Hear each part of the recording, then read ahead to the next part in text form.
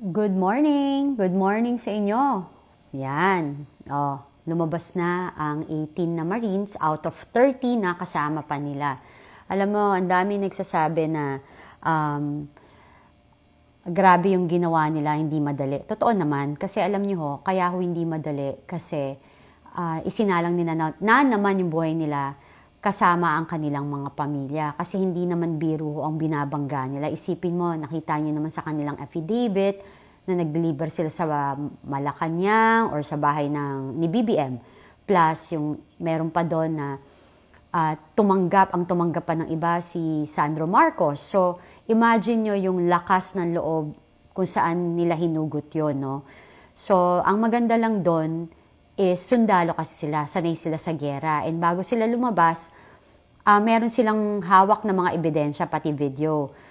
So, yung mga nakikita nyo kung nagsisirculate na affidavit, na may mga photos and videos, konti pa lang yon.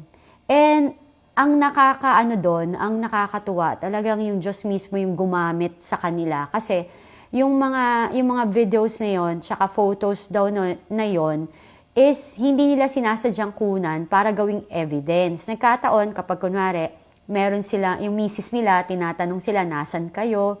Anong ginagawa nyo? Kasi sa sobrang dami nga ng trabaho nila, puyatan, and mabigat yung mga amo nga nila, is alam nyo naman, yung mga transaksyon na ginagawa nila, is nagsisend sila ng photos, yung typical na resibo, ebidensya. Walang mali siya nilang ginawa yun. Nagkataon ngayon, na kinailangan at na-realize nila na yung ginagawa pa nila or pinapadali ng mali-maletang pera ay galing sa nakaw, nagamit nila na ebidensya. Kasi 'di ba, ang sabi nga diyan sa Blue Ribbon Committee, ang sinasabi diyan is kailangan namin ng ebidensya. Kailangan we'll follow the evidence. So eto na yung ebidensya. Dapat buksan na ulit yung Blue Ribbon Committee at imbestigahan na. Kasi hindi na to isa lang. Si Sergeant Gotesa isa lang. Hindi na to nagtatrabaho lang sa DPWH, but rather mismong involved or mga nagdi-deliver na mga military or ex-military or walang ex sa military kasi once you serve, you serve. Once a Marines, you're a Marines. Once you're a sundalo, you're a sundalo, di ba?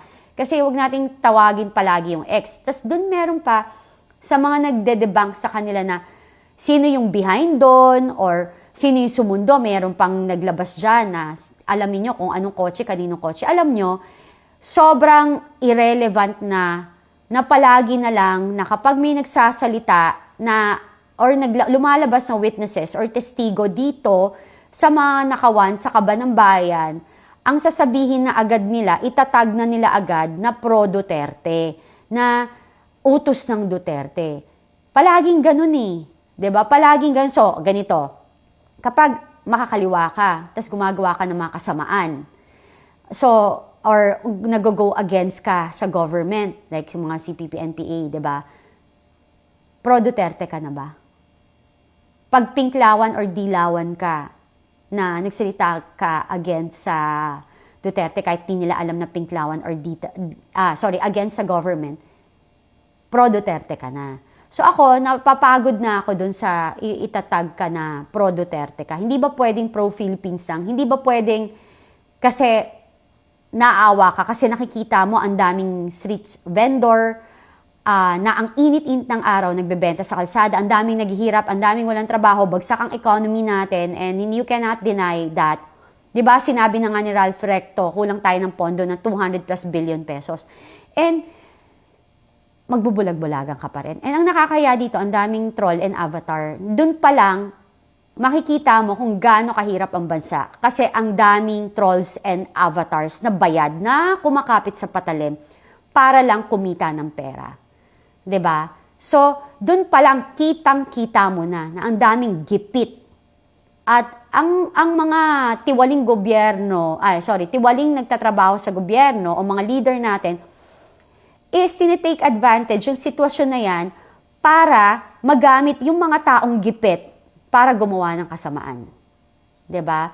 So, yan yung nangyayari. Dahil sa kagipitan, is willing ng isanla ng mga tao ang kaluluwa nila sa demonyo. Yun yung katotohanan. Yun yung malungkot. 'Di ba?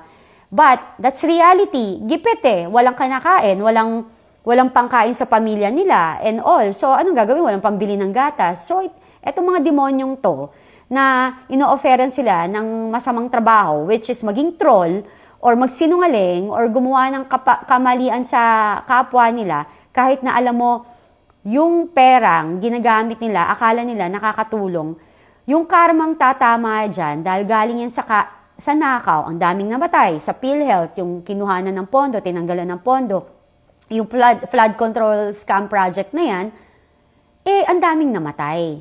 So imagine niyo kung ano yung tatamang sakit sa inyo at malas na tatama sa inyo dahil yung pinapakain niyo sa pamilya niyo rin galing sa masama. 'Di ba?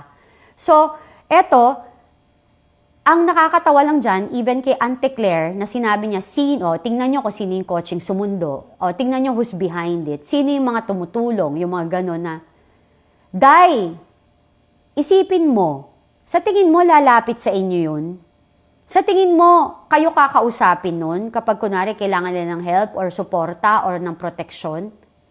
Etong mga nagsalitang to, konsensya ho ang kanilang, dumaan na yun, naranasan nila. Siguro inisip na rin nila, oo nga no, parang kumikita kami, naambunan kami ng konti, pero ang hirap pa rin ang buhay. Ngayon, wala na rin silang work. Kasi yun yung karma. Kapag ang pera or ang ginagawa mo masama, at yung moment na gumagawa ka ng kasama, nagpapakasasa ka, feeling mo sarap ng buhay mo, okay ka. Pero, pag dumating yung karma mo, doon mo mararanasan na yung doble pa yung hirap na mararanasan mo. Doon mo mafe-feel na iba pa rin talagang ang galing sa kasamaan di talaga naglalas. So, yun. So, ngayon, sa mga nagsasabi na sila ay tinutulungan ng Pro Duterte, ng galit sa gobyerno and everything. Kaya nga sila ganyan. Kasi talagang hindi na nila masikmura yung ginagawang nakawan dito sa gobyerno. Tapos, i-debunk pa. 'Di ba? Para sabihin, masama yan, dating mga reservists na natiwalag or natanggal, may ginawang masama. Hindi nyo ba naisip na kaya sila yung kinuha? Kasi, pwedeng mangyari to ngayon. Yung ginagawa nila. Pwedeng mangyari na sila sabihin na, mga sinungaling yan kasi alam mo may record yan sa military na hindi okay. Kaya sila kinuha. Kasi pinagandaan din tong mga panahon na to na pag lumabas sila, pwede silang pasamain. So yun. Kaya ganun, di ba? Parang katulad nila, dahil kailangan nila ng work, nakagawa rin sila ng bad. Yun talaga ang demonyo magaling gumalaw. Gagamitin niya lahat sa paligid mo, yung luxury, fame, power, para gumawa ka ng kamalian. So, yun yung So, parang, yan 'di ba? Kinuha sila, kasi, hindi ko man nila lahat, baka, hindi ko rin alam sakali, iba sa kanila, may record nga. Tapos, eventually, pag nangyari to, at nag-testify sila, di ba sinabi nga nila, na may mga kasamaan sila na pinapapirma ng waiver, para kung ano man mangyari, katulad pag lumabas etong pangyayaring to, sila yung magmukhang sinungaling. So yun. Simple lang. Kaya sila kinuha, kasi eventually, pag dumating yung panahon na to, nag-decide silang lumantad at maging testigo, sila pa rin yung masama. Ganun yun. 'Di ba? Simple lang. So, di ba sinabi rin nila, nagpapadala rin sila sa mga kongresista, nagpapadala rin sila sa mga political operators or media operators na tagabayad ng trolls and tagabayad ng mga media practitioner para kalabanin yung mga ganitong lalabas or magta-testify, papasamain. And obviously, nung lumabas sila, nakita nyo, walang mainstream naglabas talaga rather than SMNI and Net25 and some bloggers. Kaya lugmok na po sa kahirapan ng Pilipinas. Magising na ho tayo. Kasi itong mga taong to may pamilya to. Hindi ho biro ang kanilang sinakripisyo. So, nakikita naman ng Diyos lahat Lahat naman tayo unanswerable to Him Lahat tayo hindi perpekto. Lahat tayo ay may kasalanan. So, Diyos na ang manghusga kung ano yung dapat na mangyayari sa ating buhay. Magandang umaga at God bless po. Bye!